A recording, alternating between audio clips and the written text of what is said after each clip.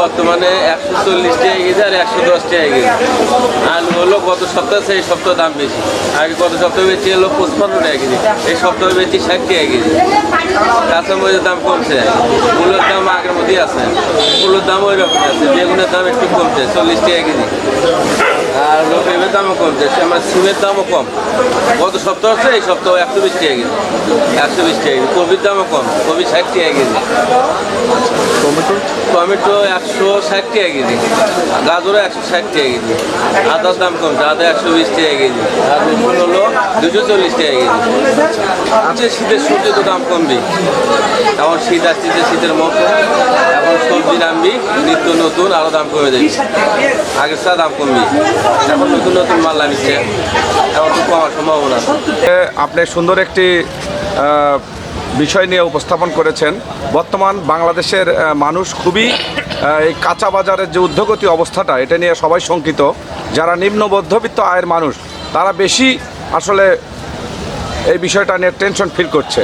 বর্তমানে বাজারে পেঁয়াজের দাম 140 টাকা, ইন্ডিয়ান পেঁয়াজটা 100 টাকা, আলু 60 থেকে 65 টাকা, আপনার ডিম 150 টাকা ডজন। আসলে এই যে নাভিশ্বাস একটা বাজারের যে ঊর্ধ্বগতি, এটা নিয়ে সাধারণ যারা মধ্যবিত্ত আয়ের মানুষ আমরা খুবই শঙ্কিত। বিগত সময়ে আমি দেখেছি যে বিগত সরকারের সময়, আওয়ামী লীগ সরকারের সময় একটা সিন্ডিকেট করে এই ব্যবসাটা পরিচালনা করত।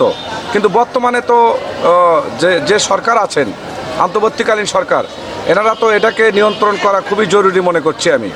মানুষের ক্রয় ক্ষমতার মধ্য থেকে যাতে সবাই আসলে ভালোভাবে চলতে পারে, জীবন জীবিকা নির্বাহ করতে পারে, এটা আমি আশা করছি। হ্যাঁ, আগে থেকে কমে গেছে। পেঁয়াজ আগে ছিল 150 টাকা, এখন 130 টাকা পর্যন্ত বেশি। আর এই ইন্ডিয়ান ছিল 120 টাকা, এখন 100 টাকা বিক্রি হচ্ছে।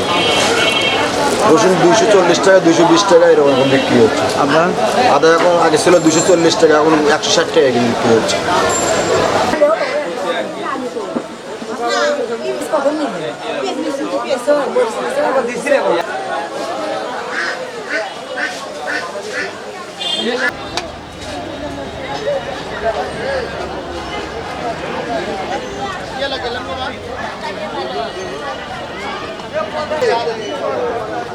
দাম বেশি ভাই।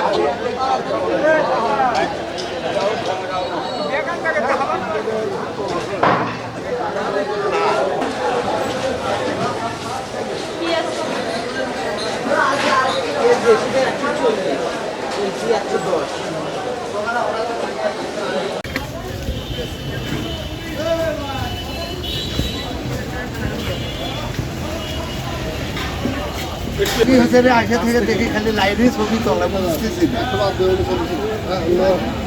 এত বাদ দেও।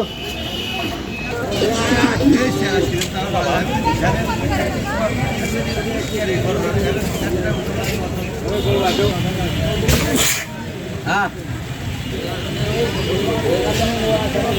দেখাবা